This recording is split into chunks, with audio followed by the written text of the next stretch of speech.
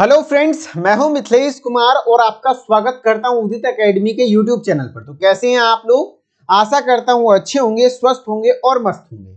आज के इस वीडियो लेक्चर में मैं आपको क्लासिफिकेशन ऑफ प्लांट किंगडम को कंटिन्यू करने वाला हूं पार्ट 2 के साथ। इससे पहले लेक्चर में मैंने इसके पार्ट 1 को पढ़ा दिया था। पार्ट 1 में हमने क्या क्या पढ़ रखा है उसको स्टार्टिंग के 2-3 मिनट में मैं रिवाइज करवाऊंगा। उसके बाद आज के इस लेक्चर को आगे कंटिन्यू करूंगा और जो भी पढ़ाऊंगा ये कंफर्म है कि बहुत ज्यादा इंपॉर्टेंट टॉपिक है। याद रखिएगा, ये जो प्लांट किंगडम का क्लासिफिकेशन है, आप यदि नीट की तैयारी कर रहे होंगे या फिर एनसीईआरटी के अकॉर्डिंग देखेंगे तो बायोलॉजिकल क्लासिफिकेशन वाला पार्ट भी आपको इसी के अंतर्गत पढ़ना है यदि आप यूपी पॉलिटेक्निक ग्रुप ई यानी डी फार्मा एंट्रेंस एग्जाम की तैयारी कर रहे हैं तो। और बहुत ज्यादा क्वेश्चन इस टॉपिक से पूछा जाता है, प्रीवियस ईयर में भी पूछे गए क्वेश्चंस मैं लास्ट में करवाऊंगा जो भी मैं पढ़ाऊंगा। ठीक है, तो बहुत ध्यान से गौर से देखिएगा। और जो ये फरवरी का महीना चल रहा है, chocolate day, hug day, propose day, इससे थोड़ा दूर हो जाइए कुछ दिन के लिए। बस 1 से 1.5 महीने 2 महीने आप मेरे को दे दीजिए अपना समय, डेडिकेटली मेरे साथ पढ़िए। विश्वास मानिए आपको एक गवर्नमेंट कॉलेज तक मैं पहुंचाऊंगा और बहुत अच्छे तरीके से आप अपनी फार्मेसी की पढ़ाई को कंटिन्यू कर पाएंगे। ठीक है, तो चलिए स्टार्ट करते हैं। स्टार्ट करने से पहले आप सभी लोगों को मैं बता दूं कि डेली लाइव क्लासेस उदित फार्मेसी ऐप पर शाम के 6 से 7 हो रही है। इसमें कि आपको एंट्रेंस एग्जाम की तैयारी करवाई जा रही है और साथ ही साथ रिकॉर्डेड लेक्चर भी पूरा सिलेबस का बिल्कुल इसी प्रकार से प्रोवाइड किया जा रहा है। इसके बारे में डिटेल में जानकारी वीडियो के लास्ट में दूंगा। अभी फिलहाल हम लोग पढ़ते हैं। स्टार्ट करने से पहले हम लोग क्या करते हैं, पहले पार्ट 1 को थोड़ा सा रिकैप कर लेते हैं कि क्या क्या कुछ चीजों को पढ़ चुके थे। जैसा कि मैं आपको क्या क्या पढ़ा चुका था वो ध्यान दीजिएगा। सबसे पहले थियोफ्रस्टस वैज्ञानिक के बारे में बताया था, जिनको कि फादर ऑफ बॉटनी कहते हैं, यानी वनस्पति विज्ञान के जनक कहते हैं। फिर एरिस्टोटल यानी अरस्तु के बारे में बताया था, जिनको फादर ऑफ जूलॉजी कहते हैं। ठीक है, फिर हमने बताया था कैरोलस लीनियस नाम के वैज्ञानिक के बारे में थोड़ा बहुत। और क्या इस तरीके से आप सारी चीजों को देखे थे। क्रिप्टोगेमिया, फेड्रोगेमिया, फादर ऑफ मॉडर्न टेक्सोनॉमी यानी आधुनिक वर्गीकी के जनक बार बार पूछा जाता है, या फिर वर्गीकी के जनक कौन है, कैरोलस लीनियस है। कई बार क्वेश्चन आते हैं। और इसी प्रकार से आज हम लोग कैरोलस लीनियस के 2 किंगडम सिस्टम ऑफ क्लासिफिकेशन को भी देखेंगे कि किस आधार पे उन्होंने 2 किंगडम सिस्टम ऑफ क्लासिफिकेशन किया था। उसके बाद हम लोगों ने यहाँ पर स्टैमन और पिस्टिल को लेकर के काफी कंसेप्ट क्लियर किए थे, जैसे कि स्टैमन से क्या होता था, ये मेल रिप्रोडक्टिव पार्ट है फ्लावरिंग प्लांट का, जबकि पिस्टिल क्या था, फीमेल रिप्रोडक्टिव पार्ट है जो कि फ्लावरिंग प्लांट का। ठीक है, और ओवरी जो है इसका, ओवरी जो आफ्टर फर्टिलाइजेशन किस में बदल जाता है, फ्रूट में, और ओव्यूल से क्या बन जाता है, सीड। अगर हिंदी में बोले तो अंडाशय से फल बनता है और अंडाणु से बीज का निर्माण होता है। ठीक है, इस प्रकार से होता है। उसके बाद टेक्सोनोमिकल हायरार्की हमने पढ़ाया था। टेक्सोनोमिकल हायरार्की को मैंने पूरा अच्छी तरीके से रटवाया था इस ट्रिक के माध्यम से, SGFOCPK यानी species, genus, family, order, class, phylum, kingdom. याद रखिएगा ये असेंडिंग ऑर्डर में है, नीचे से ऊपर की ओर। आपको हो सके डिसेंडिंग ऑर्डर पूछ दे, यानी इसके बाद कौन आता है, इसके पहले कौन आता है, बार बार पूछा जाता है। और इसमें हर एक यूनिट को क्या कहते हैं, टेक्सोन कहते हैं। और सबसे स्मॉलेस्ट यूनिट क्या है, स्पीसीज है। और सबसे लार्जेस्ट यूनिट क्या है, किंगडम है। ठीक है, इस प्रकार से आपको पढ़ना था, जो कि एनसीईआरटी का इमेज था। फिर हमने बाइनोमियल नोमेनक्लेचर के बारे में पढ़ाया था। बाइनोमियल नोमेनक्लेचर के तहत जो आपका होता है, किसी भी जंतु का या फिर जीव का नाम जो साइंटिफिक नेम है वो 2 शब्दों का बना होता है, यानी कि 2 वर्ड्स का बना होता है ना, इसलिए बाइनोमियल लगा था। और किसके द्वारा दिया गया है, कैरोलस लीनियस नाम के वैज्ञानिक के द्वारा दिया गया है। जैसे एग्जांपल में आपका हो गया, टाइगर का साइंटिफिक नेम क्या होता है, पैंथेरा टिग्रिस। और पैंथेरा टिग्रिस में जो स्टार्टिंग वाला वर्ड, 2 वर्ड है, स्टार्टिंग वाला वर्ड जीनस को रिप्रेजेंट करता था और दूसरा वाला वर्ड स्पीसीज को रिप्रेजेंट करता था। जीनस को हिंदी में वंश कहते हैं और स्पीसीज को हिंदी में जाति कहते हैं। ठीक है, इसी प्रकार से कुछ हमने आपको बताए थे बाइनोमियल नोमेनक्लेचर के नियम की। 2 वर्ड्स होंगे, पहला वर्ड जीनस होगा, दूसरा वर्ड आपका क्या होगा, स्पीसीज होगा। और जीनस जब भी स्टार्ट करेंगे कैपिटल लेटर से स्टार्ट करेंगे और स्पीसीज का नाम स्मॉल लेटर में लिखा जाएगा। और यदि हैंड रिटन है तो अंडरलाइन करना होगा, और यदि आपका कंप्यूटराइज्ड है तो उसको इटैलिक फॉर्म में लिखना होगा, यानी कि कर्व के रूप में। ठीक है, कर्व नहीं मतलब कहने का अर्थ है थोड़ा सा झुका हुआ के रूप में। ठीक है, यही चीजें था। फिर मैंने एनसीईआरटी का एक चार्ट बताया था, जो कि आपके एनसीईआरटी का है, एनसीईआरटी का क्लास 11th का है। मैन का साइंटिफिक नेम होमो सेपियंस, हाउस फ्लाई का मस्का डोमेस्टिका, मैंगो का मैंगीफेरा इंडिका, वीट का ट्रिटिकम एस्टिवम, और पी प्लांट का होता है पाइसम सेटाइवम, जिसके ऊपर मेंडल ने क्या किया था, अध्ययन किया था। मेंडल ने जो एक्सपेरिमेंट किया था अपने अनुवांशिकी के बारे में, मटर के पौधे पर ही किया था। कई बार क्वेश्चन आता है। फिर आइकलर नाम के वैज्ञानिक के बारे में बताया था कि जो संपूर्ण वनस्पति जगत है, यानी पूरा जो प्लांट है, उसको हम लोग दो पार्ट्स में बांट दिया था इन्होंने, क्रिप्टोगेमिया और फेनरोगेमिया। फिर हमने आपको बताया था कि क्रिप्टोगेमिया कौन होता है, याद है गांव में कोरफुट्टा कहता है ना, कोरफुट्टा मतलब उसको क्या होता है, जिसमें कली फूल कुछ ना हो एक तरीके से। तो क्रिप्टोगेमिया में फ्लावर सीड्स नहीं बनते हैं वैसे फ्लावर्स, और फेनरोगेम्स में वो आते हैं जिसमें फ्लावर्स और सीड्स होते हैं। और क्रिप्टोगेमिया को अलग से 3 क्लासिफिकेशन हुआ था, जैसे थैलोफाइटा जिसका बॉडी थैलस के समान हो, हिंदी में कहते हैं तो सुकाई जैसा संरचना हो, वैसी बॉडी को थैलस कहते हैं, जिसमें कि लीफ, रूट, शूट का पता नहीं चलता है। और दूसरा हो गया ब्रायोफाइटा, जिसको प्लांट किंगडम का एम्फीबियंस कहते हैं, उभयचर कहते हैं। क्यों कहते हैं उभयचर? क्योंकि ये जल और स्थल दोनों में सरवाइव कर सकता है। फिर टेरिडोफाइट्स है, इसका बहुत अच्छा एग्जांपल है फर्न। क्या होता है? फर्न्स जो है इसका बेस्ट एग्जांपल है। फिर आपका फेनरोगेम्स 2 टाइप का होता है, जिम्नोस्पर्म और एंजियोस्पर्म। जिम्नोस्पर्म जिसमें कि नेकेड सीड होता है, बीज तो होता है लेकिन नग्न बीज होता है, जबकि बीज में आवरण नहीं होता है। जबकि एंजियोस्पर्म यहाँ पर सीड जो है ना, एक फल के अंदर रहता है, एक कैविटी के अंदर रहता है। ठीक है, ये सारी चीजें आपको दिखाया था, मैंने पहले बता दिया। क्रिप्टोगेमिया में कौन कौन आता है?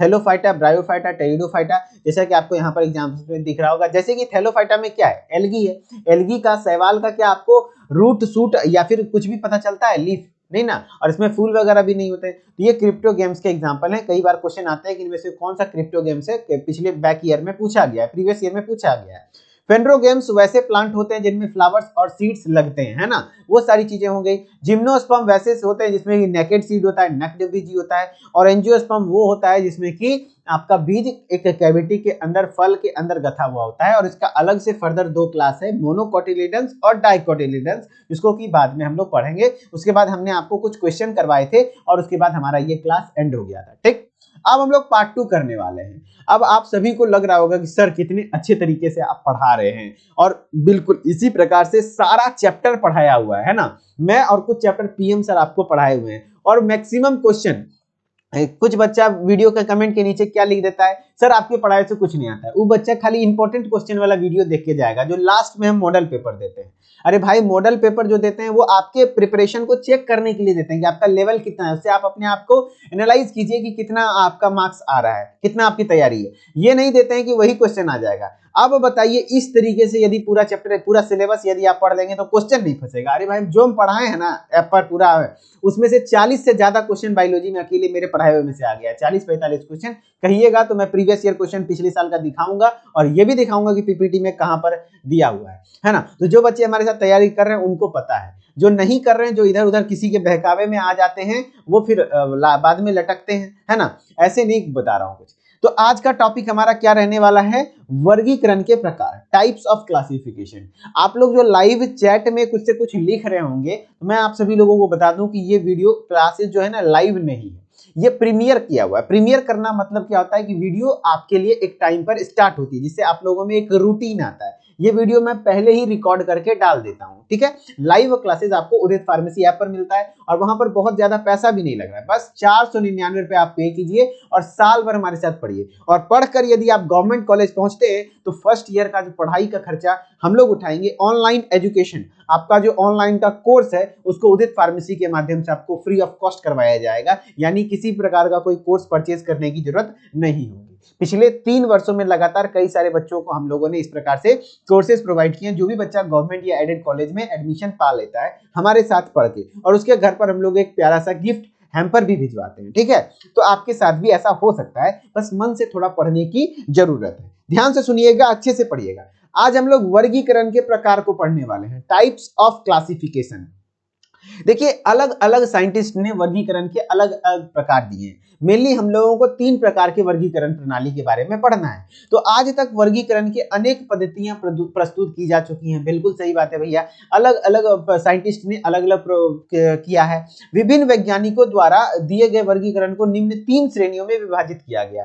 3 प्रकार के मेनली हम लोगों को पढ़ना है, जो कि है आर्टिफिशियल सिस्टम ऑफ क्लासिफिकेशन, पहला, जिसको हिंदी में कहते हैं कृत्रिम पद्धति। फिर है प्राकृतिक पद्धति, जो नेचुरल सिस्टम है, और तीसरा है जाति वृत्तीय पद्धति जिसको फाइलोजेनेटिक सिस्टम कहते हैं। ठीक है, ये तीनों प्रकार का आपको ध्यान देखना है। ये जो आर्टिफिशियल सिस्टम ऑफ क्लासिफिकेशन है, कृत्रिम पद्धति है, इस पद्धति में पौधे के एक या एक से अधिक लक्षण पे आधार पर ग्रुप और सब ग्रुप बना दिए जाते हैं। पौधे के लक्षण पे पौधे के नॉर्मल सा बिहेवियर होता है, बहुत ज्यादा नहीं देखा जाता है। जैसे थियोफ्रेस्टस ने आर्टिफिशियल सिस्टम ऑफ क्लासिफिकेशन के बिहेव पर ही इन्होंने 3 पार्ट्स में बांट दिया था प्लांट को, याद है? जैसे थियोफ्रेस्टस ने क्या किया था, प्लांट्स को क्या किया था, कल भी हम लोग पढ़े थे, स्वभाव व आकाराकी के आधार पर उन्होंने सब्स, हर्ब्स एंड वृक्ष में बांट दिया था। जैसे हर्ब इसको कहते हैं, सब्स इसको कहते हैं, ट्रीज इसको कहते हैं, उसके हिसाब से बांट दिया था। और हिस्टोरिया प्लांटेरम नाम के पुस्तक में 480 पौधों का वर्णन किया था, इसलिए थियोफ्रेस्टस को वनस्पति विज्ञान का जनक भी कहा जाता है।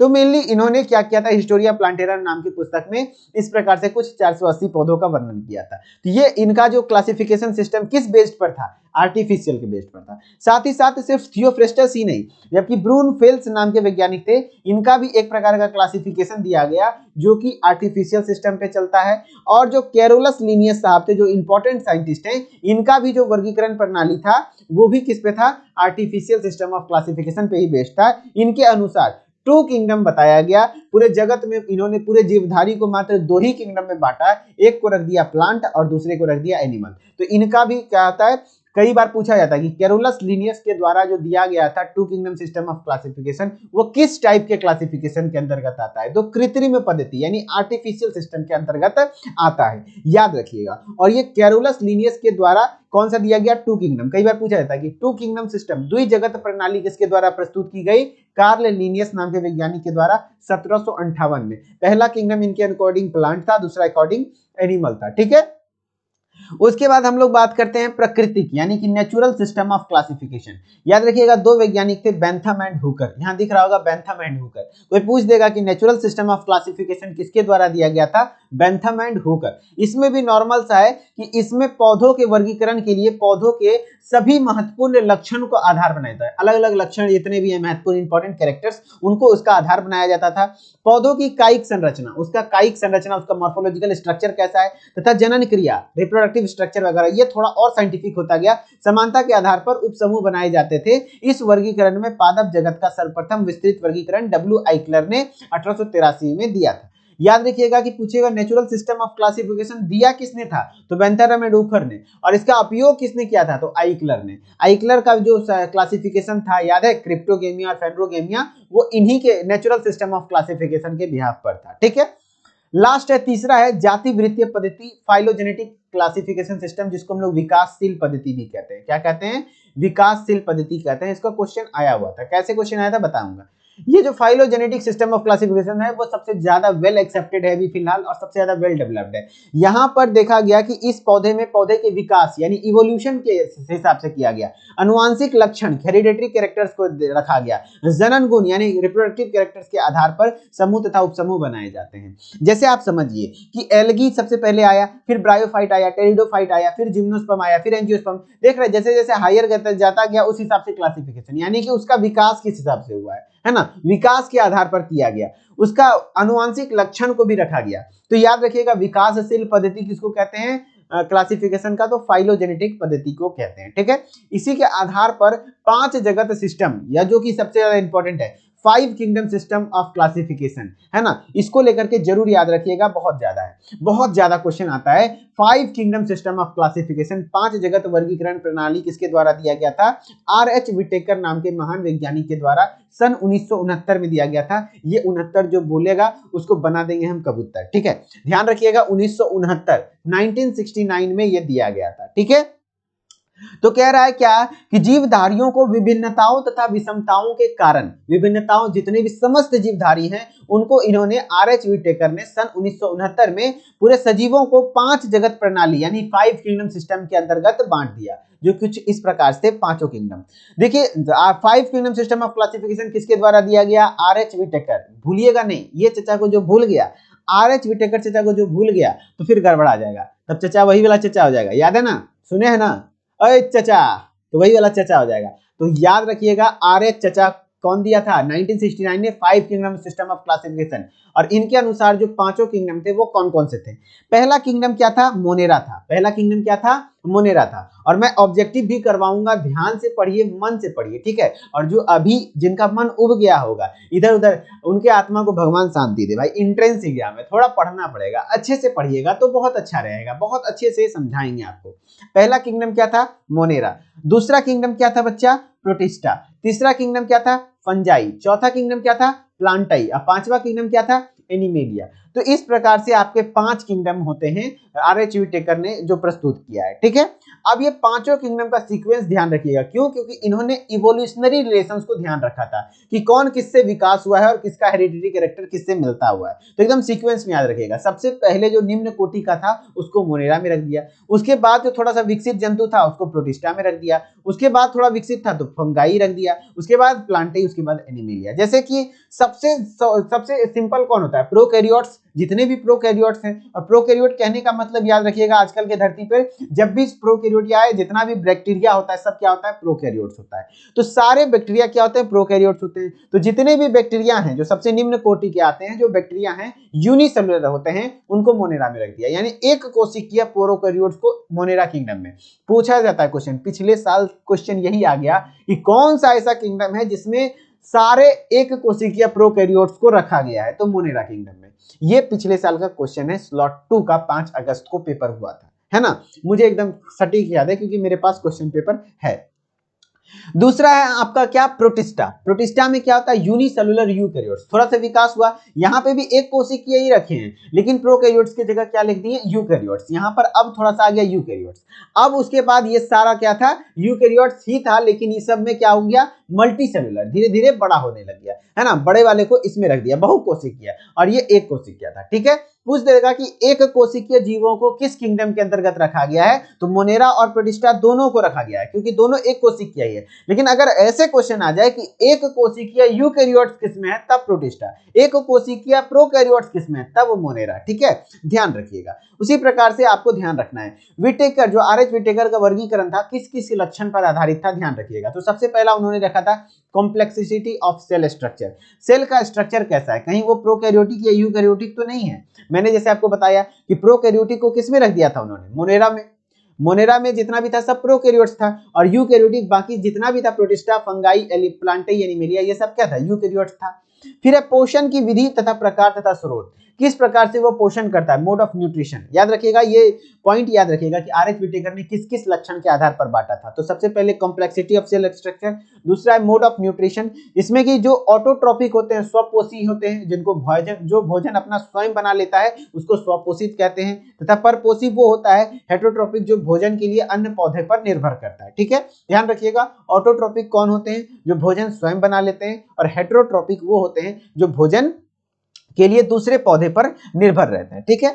फिर कह रहा है शरीर संगठन की जटिलता, यानी complexity of body organisation. Body organisation के कॉम्प्लेक्सिटी के बिहाफ पर, जैसे क्या होता है? यूनिसेलुलरिटी एंड मल्टीसेलुलरिटी का शरीर का संरचना। जैसे कुछ यूनिसेलुलर होते हैं, कुछ मल्टीसेलुलर होते हैं। तो देखिए कौन कौन सा ऐसा किंगडम है जो कि यूनिसेलुलर है। मैंने आपको बताया था ना, शुरुआती मोनेरा और प्रोटिस्टा दोनों क्या है? यूनिसेलुलर है। बात अलग है कि एमपी, यानी कॉमेडी सुने है ना, कहां से हो? एमपी। नाम क्या है? एमपी। तो एमपी मैंने मोनेरा में क्या होता है? सारा मोनेरा, एम से मोनेरा, पी से प्रोटिस्टा, ध्यान रखिएगा। सॉरी, प्रोटिस्टा नहीं, प्रोकैरियोट्स, है ना।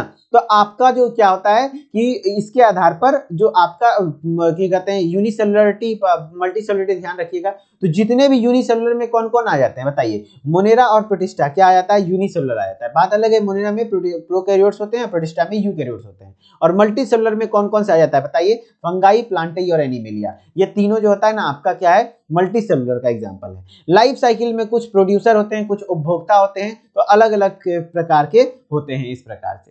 अब एक चार्ट में ऐड कर रहा हूं, ध्यान से सुनिएगा। ये एनसीईआरटी का चार्ट में ऐड कर रहा हूं, क्वेश्चन का ये भंडार है, कई बार क्वेश्चन यहां से आता है और आसानी से आप समझ जाएंगे। देखिए 5 किंगडम सिस्टम ऑफ क्लासिफिकेशन है, पांचों किंगडम है, मोनेरा, प्रोटिस्टा, फंजाई, प्लांटाई, एनिमेलिया। अब उसका टाइप दिया गया कि इसमें किस प्रकार का सेल होता है, बताइए सेल टाइप। तो मैंने आपको बताया ना कि मोनेरा में क्या होता है? प्रोकैरियोट्स होता है। प्रोकैरियोट मतलब जितने भी बैक्टीरिया हैं वो मोनेरा के अंतर्गत आ जाते हैं, ठीक है।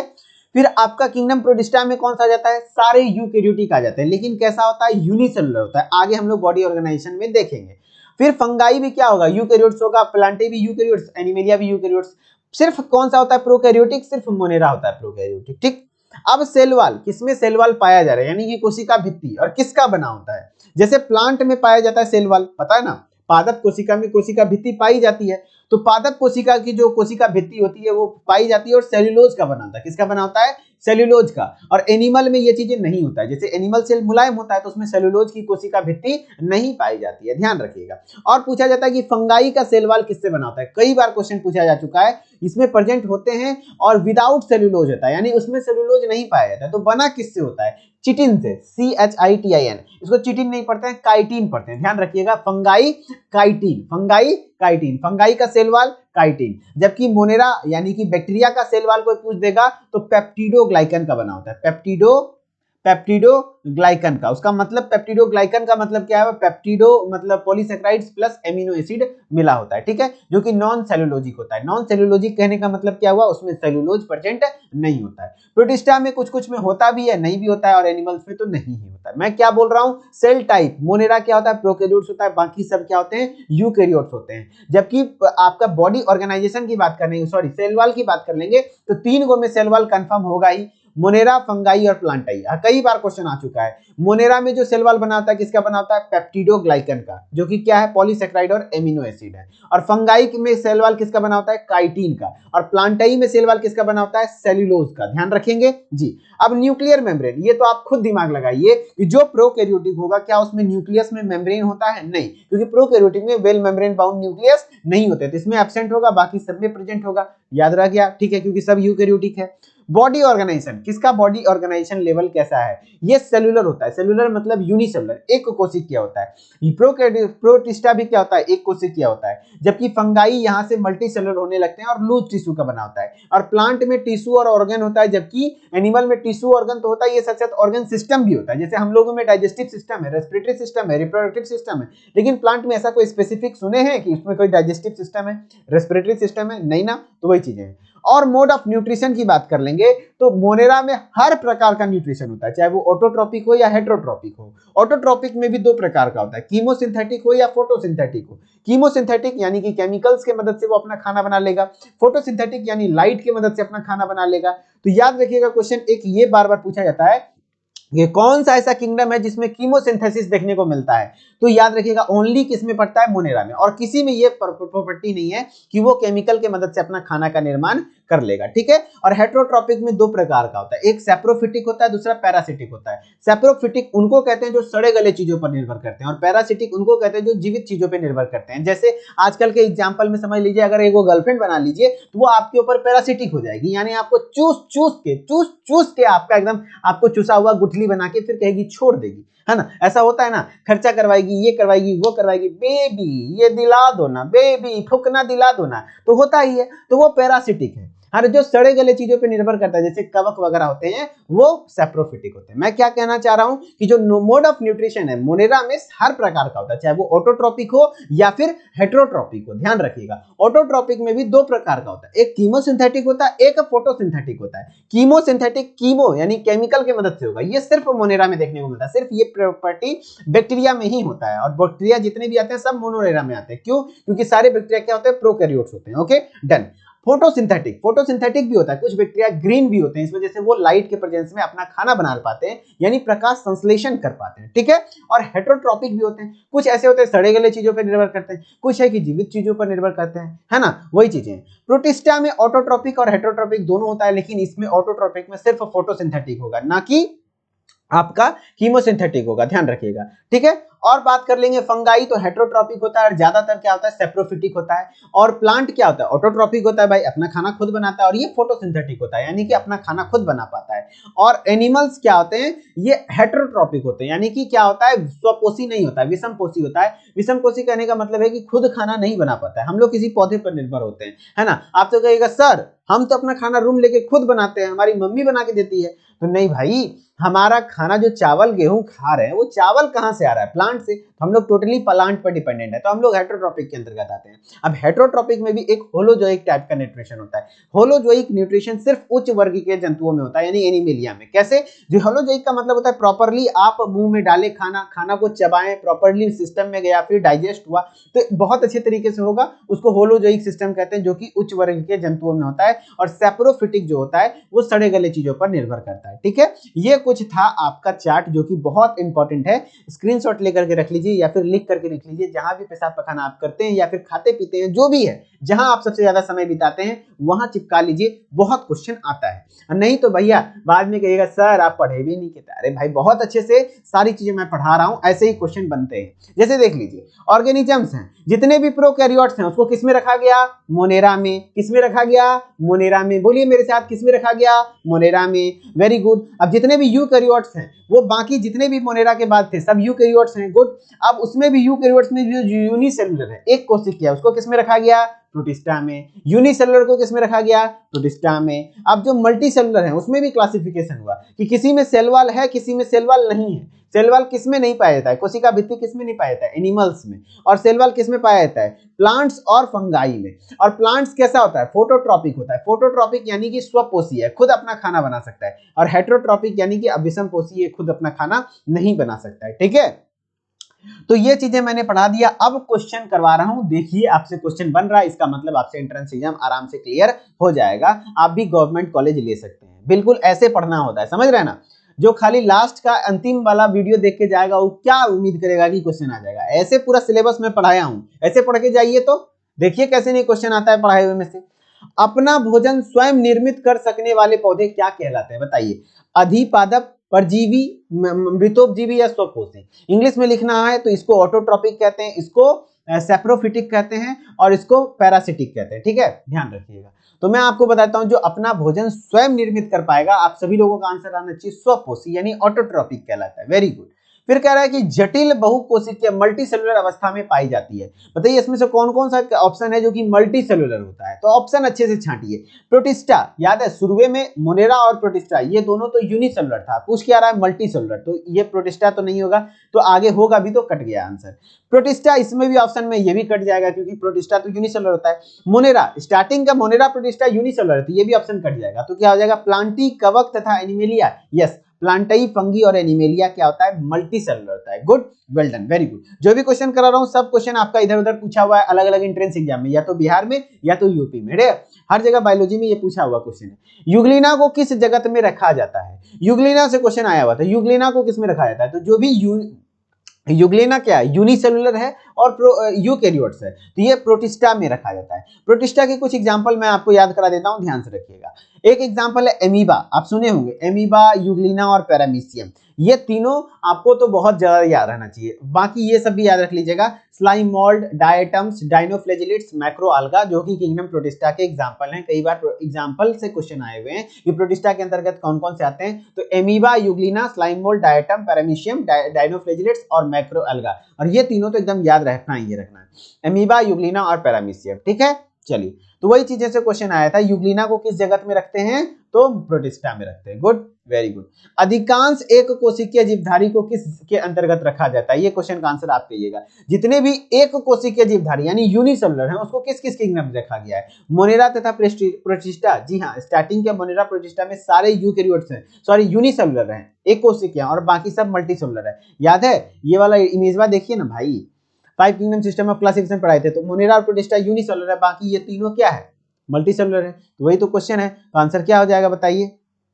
क्या हो जाएगा? मोनेरा तथा protista. Very good, well done.